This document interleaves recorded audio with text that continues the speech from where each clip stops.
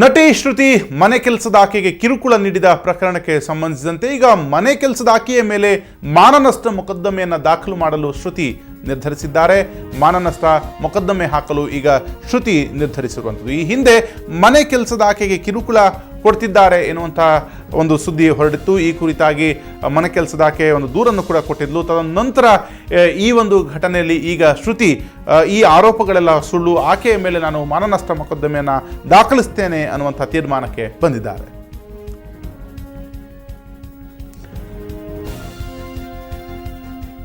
ಈ ಕುರಿತಾಗಿ ಮಾತಾಡ್ತಾರೆ ನಮ್ಮ ರಿಪೋರ್ಟರ್ ಸುಗುಣ. ಶ್ರುತಿ ಅವರು ಮಾನನಷ್ಟ ಮೊಕದ್ದಮೆ ಹಾಕಲಿಕ್ಕೆ ತೀರ್ಮಾನ ಮಾಡಿದ್ದಾರೆ. ಅಂದ್ರೆ ಮನೆ ಕೆಲಸದ ಆಕೆ ಇವರ ಮೇಲೆ ಒಂದು ಕಿರುಕುಳ ಪ್ರಕರಣವನ್ನು ದಾಖಲಿಸಿದ್ರು. ಈ ಸಂಬಂಧವಾಗಿ ಶ್ರುತಿಯವರ ಈ ನಿರ್ಧಾರಕ್ಕೆ ಏನ್ ಕಾರಣ, ಇದಕ್ಕೆ ಶ್ರುತಿ ಏನ್ ಹೇಳಿದ್ದಾರೆ?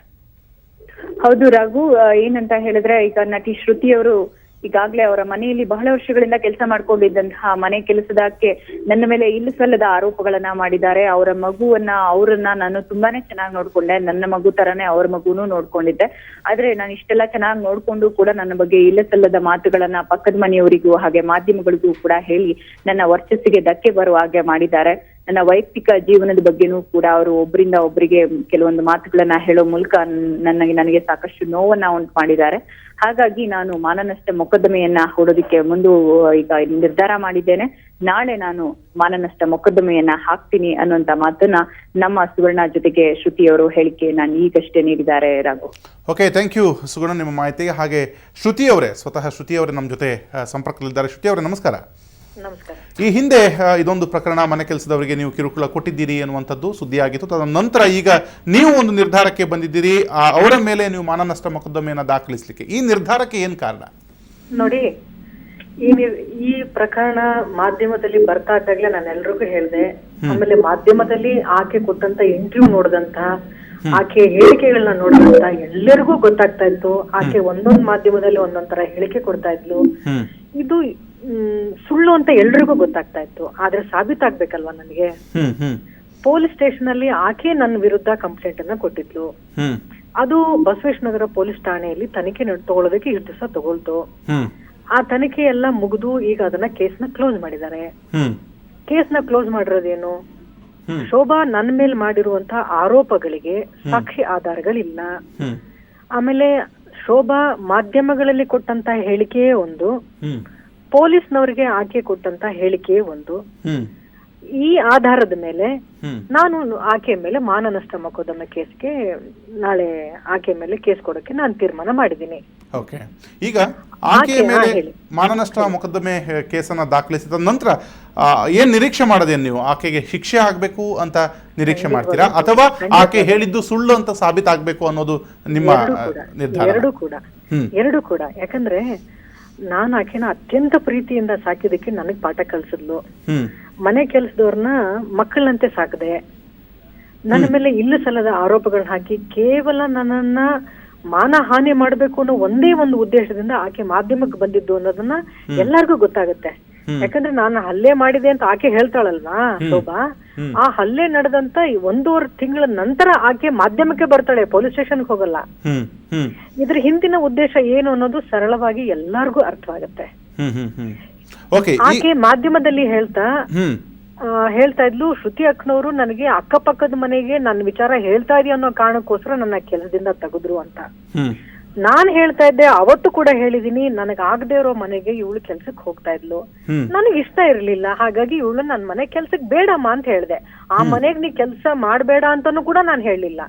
ಆ ಮನೆ ಕೆಲ್ಸ ಮಾಡೋದ್ರಿಂದ ನನ್ ಮನೆಗ್ ನೀ ಕೆಲ್ಸಕ್ ಬರೋದ್ ಬೇಡ ಅಂತ ಅಷ್ಟೇ ನಾನ್ ಹೇಳಿರೋದು. ಒಬ್ಬ ಓನರ್ ಆಗಿ ನನ್ಗ ಅಧಿಕಾರ ಇದೆ. ಆದ್ರೆ ಅದನ್ನ ಮೂರನೇವರು ದುರ್ಬಳಕೆ ಮಾಡ್ಕೊಂಡು ನನ್ ಮೇಲೆ ಇಲ್ಲ ಸಲ್ಲದ ಆರೋಪಗಳನ್ನ ಹಾಕಿದ್ರು. ಈಗ ಈ ಪ್ರಕರಣ ಪೊಲೀಸ್ ಸ್ಟೇಷನ್ ಅಲ್ಲಿ ತನಿಖೆಯಲ್ಲಿ ಏನ್ ಸಾಬೀತಾಗಿದೆ? ಇವಳು ಯಾರು ನನಗ್ ಗೊತ್ತೇ ಇಲ್ಲ, ಅವ್ರ ಮನೆಗ್ ನಾನ್ ಕೆಲ್ಸಕ್ ಹೋಗೇ ಇಲ್ಲ ಅಂತ ಇವಳು ಏನ್ ಹೇಳ್ತಿದ್ಲಲ್ಲ, ಅವ್ರಿಗೂ ಇವಳಿಗೂ ಸಂಪರ್ಕ ಇತ್ತು. ಫೋನ್ ಕಾನ್ವರ್ಸೇಷನ್ಸ್ ಗಳಲ್ಲಿ ಇವರು ಪುನಃ ಮಾತಾಡ್ಕೊಂತ ಇದ್ರು. ಈಕೆಗೂ ಆತನಿಗೂ ಸಂಪರ್ಕ ಇತ್ತು ಅನ್ನೋದನ್ನ ಸಾಬೀತ್ ಮಾಡಿದ್ದಾರೆ. ಈಕೆ ನನ್ನ ಮೇಲೆ ಮಾಡಿರುವಂತ ಅಲಿಗೇಷನ್ಗಳಿಗೆ ಯಾವುದೇ ಸಾಕ್ಷಿ ಆಧಾರಗಳಿಲ್ಲ. ನಾನ್ ತಪ್ಪೇ ಮಾಡಿಲ್ಲ ಅನ್ನೋದಕ್ಕೋಸ್ಕರ ನನ್ನ ಹತ್ರ ಸಾಕ್ಷಿಗಳಿದಾವೆ. ಆ ಸಾಕ್ಷಿಯನ್ನ ಇಟ್ಕೊಂಡು ನಾನು ನ್ಯಾಯಾಲಯಕ್ಕೆ ಮೊರೆ ಹೋಗ್ತಾ ಇದ್ದೀನಿ. ನನ್ನ ಉದ್ದೇಶ ಇಷ್ಟೇ, ಸತ್ಯ ಆಚೆ ಬರಬೇಕು. ನಾನು ತಪ್ಪಿತಸ್ಥಳಾಗಿ ಆಕೆ ತಪ್ಪಿತಸ್ಥಳಾಗಿ ಆರಾಮ್ಸೆ ಇದ್ದಾಳೆ. ನಾನೊಬ್ಬ ನಿರಪರಾಧಿಯಾಗಿ ಶಿಕ್ಷೆ ಅನುಭವಿಸಿದೀನಿ, ಮಾನಸಿಕವಾಗಿ ಶಿಕ್ಷೆ ಅನುಭವಿಸಿದೀನಿ. ಶ್ರುತಿ ಅವರೇ, ಇಲ್ಲಿ ಇನ್ನೊಂದು ವಿಚಾರ ನಾವು ಗಮನಿಸಬಹುದೇನೋ, ಈಗಾಗಲೇ ಪೊಲೀಸ್ ಸ್ಟೇಷನ್ ಅಲ್ಲಿ ಒಂದು ಹಂತದ ತನಿಖೆ ಆಗಿದೆ, ಕೇಸ್ನ ಬಹುತೇಕವಾಗಿ ಕೈ ಆಗಿದೆ ಅಂತ ನೀವು ಹೇಳ್ತಿದ್ದೀರಿ. ಅದ್ರ ಜೊತೆಗೆ ಎಲ್ಲೋ ನಿಮ್ಮ ಅಭಿಮಾನಿ ವರ್ಗದ ಅಥವಾ ಜನರು ಮಾತಾಡ್ಕೊಳ್ಬಹುದೇನೋ, ಈಗ ಎಂತೂ ಕೇಸ್ ಬಿದ್ದು ಹೋಯ್ತು, ಮತ್ತೆ ಪುನಃ ಅವ್ರ ಮೇಲೆ ಇವರ ಬಲ ಪ್ರಯೋಗ ಯಾಕೆ, ಇದನ್ನ ಇಲ್ಲಿಗೆ ಬಿಟ್ಬಿಡ್ಬೋದಿತ್ತೇನೋ, ಶ್ರುತಿಯವರು ಇವ್ರ ಮೇಲೆ ಮತ್ತೆ ಪುನಃ ಕಾನೂನಾತ್ಮಕ ಹೋರಾಟ ಮಾಡುವುದು ಸರಿಯಲ್ವೇನೋ, ಅವರ ವರ್ಚಸ್ಸಿಗೆ ಅದು ಕುಂದೇನೋ ಅನ್ನುವಂಥ ಮಾತು ಬರಬಹುದೇನೋ. ಹೆಂಗ್ ಸರ್ ವರ್ಚಸ್ಸಿಗೆ ಕುಂದು? ನನ್ ಮೇಲೆ ಆಕೆ ಆಪಾದನೆ ಮಾಡಿದ್ಲು, ಸುಳ್ಳು ಆಪಾದನೆ ಮಾಡಿದ್ಲು. ಅದಕ್ಕೊಂದು ನ್ಯಾಯ ನನಗ್ ಸಿಗ್ಬೇಕಲ್ವಾ? ಒಬ್ಬ ನಿರಪರಾಧಿಯಾಗಿ ನಾನ್ ಕಣ್ಣೀರಿಡುವಾಗಾಯ್ತಲ್ವಾ? ಇಡೀ ನನ್ ಕುಟುಂಬ ನೋವು ಅನ್ಭವಿಸ್ತಲ್ವಾ? ನನ್ಗಾದಂತ ಮಾನ ನಷ್ಟ ನಿಮ್ ಎಲ್ರಿಗೂ ಗೊತ್ತಿಲ್ವಾ? ಇಡೀ ಸಮಾಜಕ್ಕೆ ಗೊತ್ತಿಲ್ವಾ? ಶ್ರುತಿ ಇದರಲ್ಲಿ ನಿರಪರಾಧಿ ಅನ್ನೋದನ್ನ ನಾನು ಸಾಬೀತ್ ಮಾಡ್ಬಾರ್ದಾ? ಸಂಪೂರ್ಣವಾಗಿ ಸತ್ಯ ಆಚೆ ಬರ್ಬೇಕಲ್ವಾ? ಇದ್ರಲ್ಲಿ ನಾನ್ ಆಕೆ ಮೇಲೆ ದಬ್ಬಾಳಿಕೆ ಮಾಡೋಂಥದ್ದು ಏನು ಇಲ್ಲ. ನಾನ್ ನ್ಯಾಯ ಕೇಳ್ತಾ ಇದ್ದೀನಿ ಅಷ್ಟೇ. ನಾನು ಆಕೆ ಮೇಲೆ ಸುಳ್ಳು ಆರೋಪ ಮಾಡ್ತಾ ಇಲ್ಲ. ಅವಳು ನನ್ ಮೇಲೆ ಸುಳ್ಳು ಆರೋಪ ಮಾಡಿದಾಗ ಯಾರು ನ್ಯಾಯ ಕೊಡ್ಸಿದ್ರು ನನಗೆ? ನೀವ್ ಹೇಳ್ತಿದ್ರಿ ನಾನು ಆಕೆ ಮೇಲೆ ದಬ್ಬಾಳಿಕೆ ಮಾಡ್ತಾ ಇದೀನಿ, ನ್ಯಾಯ ಕೇಳಿದ್ರೆ ನಾನ್ ದಬ್ಬಾಳಿಕೆ ಮಾಡ್ದಂಗ? ಆಕೆ ನನ್ ಮೇಲೆ ಸುಳ್ಳು ಆರೋಪ ಮಾಡಿದ್ಲಲ್ಲ, ಅದು ದಬ್ಬಾಳಿಕೆ ಅಲ್ವಾ? ನನಗ್ ನ್ಯಾಯ ಸಿಗ್ಬೇಕಾಗಿರೋದು ಸತ್ಯ ಆಚೆ ಬರ್ಬೇಕಷ್ಟೇ. ಒಬ್ಬ ನಿರಪರಾಧಿಯಾಗಿ ನಾನ್ ಶಿಕ್ಷೆ ಅನುಭವಿಸಿದೀನಿ, ಅಪರಾಧಿಗಳಿಗೆ ಶಿಕ್ಷೆ ಆಗೋದ್ ಬೇಡ್ವಾ? ಒಂದೊಮ್ಮೆ ಈಗ ನಿಮ್ಮ ಮನೆ ಕೆಲಸ ಮಾಡ್ತಿದ್ದಂತ ಶೋಭಾ ಅವರು ನಾನು ಈ ಮಾಧ್ಯಮಗಳಲ್ಲಿ ಸ್ಪಷ್ಟಪಡಿಸೋದಿಷ್ಟೇ, ನಾನು ಈ ಕೇಸ್ ಮುಗಿದು ಹೋದ ಮೇಲೂ ಕೂಡ ನಾನು ಒಂದ್ ಮಾನನಷ್ಟ ಮೊಕದ್ದಮೆ ಹಾಕ್ಬೇಕು ಅನ್ನೋದಾಗ್ಲಿ, ಮತ್ತೊಂದ್ ಸಪರೇಟ್ ಕೇಸ್ ಹಾಕ್ಬೇಕು ಅನ್ನೋದಾಗ್ಲಿ ನನ್ ಮನ್ಸಲ್ಲಿ ಇರ್ಲಿಲ್ಲ. ನಾನ್ ಇಲ್ಲಿವರೆಗೂ ಕಾದೆ. ಆಕೆ ತಪ್ಪನ್ನ ಒಪ್ಕೊಂಡು ಕ್ಷಮೆ ಕೇಳ್ತಾಳೆ. ಯಾವ ಮಾಧ್ಯಮದಲ್ಲಿ ನನ್ನ ವಿರುದ್ಧ ಸುಳ್ಳು ಆಪಾದನೆಗಳು ಮಾಡಿದ್ಲು, ಅದೇ ಮಾಧ್ಯಮದಲ್ಲಿ ನಾನ್ ಮಾಡಿದ್ ತಪ್ಪಾಯ್ತು ಅಂತ ಕೇಳ್ಕೊಂತಾಳೆ, ಅಥವಾ ನನ್ನ ಹತ್ರ ಬಂದು ಕೇಳ್ಕೊಳ್ತಾಳೆ ಅಂತ ನಾನು ಇದುವರೆಗೂ ಕಾದೆ. ನನಗೆ ಆಕೆಗೆ ಮೇಲ್ ಕೇಸ್ ಹಾಕ್ಬೇಕು ಅನ್ನೋದಾಗಿ ನನ್ನ ಉದ್ದೇಶ ಇಲ್ಲ. ಸತ್ಯ ಆಚೆ ಬರಬೇಕು. ನಾನೊಬ್ಬ ನಿರಪರಾಧಿಯಾಗಿ ನಾನ್ ಶಿಕ್ಷೆ ಅನುಭವಿಸಿದೀನಿ, ಅಪರಾಧಿಗಳಿಗೆ ಶಿಕ್ಷೆ ಆಗ್ಬೇಕು. ಶೋಭಾ ಈಗ ಬಂದು ನಿಮ್ಮನ್ನ ಕ್ಷಮೆ ಯಾಚಿಸಿದ್ರೆ ನಿಮ್ಮ ನಿರ್ಧಾರದಿಂದ ಹಿಂದೆ ಸರಿಯೋ ಸಾಧ್ಯತೆ ಇದೆಯಾ? ಖಂಡಿತವಾಗ್ಲೂ ಮಾಡ್ತೀನಿ. ನನಗೆ ಸತ್ಯ ಆಚೆ ಬರ್ಬೇಕಷ್ಟೇ. ಇದ್ರಲ್ಲಿ ಏನು ಇಲ್ಲ ಸರ್ ನನಗೆ. ಯಾಕಂದ್ರೆ ಇದ್ರಲ್ಲಿ ನಂದು ಹಣವೂ ಕಳ್ಕೊಂತೀನಿ, ನನ್ ಸಮಯನೂ ಇದಕ್ಕೆ ಎತ್ತಿಡ್ಬೇಕು. ನನ್ಗೆ ಯಾಕೆ ಬೇಕು ಇವೆಲ್ಲ?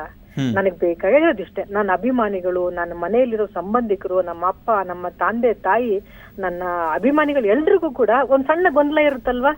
ಶ್ರುತಿ ಅವ್ರ ಮೇಲೆ ಈ ತರದ ಒಂದು ಅಲಿಗೇಷನ್ ಮನೆ ಕೆಲಸದವ್ಳು ಮಾಡಿದ್ಲು, ಇದು ಇದ್ರು ಇರಬಹುದೇನೋ ಅನ್ನೋ ಒಂದ್ ಸಣ್ಣ ಗೊಂದಲ ಇದೆಯಲ್ಲ, ಅದನ್ನ ನಿವಾರಿಸಬೇಕಾಗಿರೋದು ನನ್ನ ಕರ್ತವ್ಯ ಅಲ್ವಾ? ಒಬ್ಬ ನಿರಪರಾಧಿಯಾಗಿ ನಾನು ಇಷ್ಟು ದಿವಸ ನೋವು ಅನ್ಭವಿಸ್ದೆ, ಕಣ್ಣೀರ್ ಹಾಕಂಗ್ ಮಾಡಿದ್ಲಲ್ಲ ಸರ್ ನನ್ನನ್ನ, ಇಲ್ಲ ಸಲ್ಲದ ಆರೋಪಗಳನ್ನೆಲ್ಲ ಮಾಡಿದ್ಲಲ್ಲ ಮಾಧ್ಯಮದಲ್ಲಿ ಕೂತ್ಕೊಂಡು.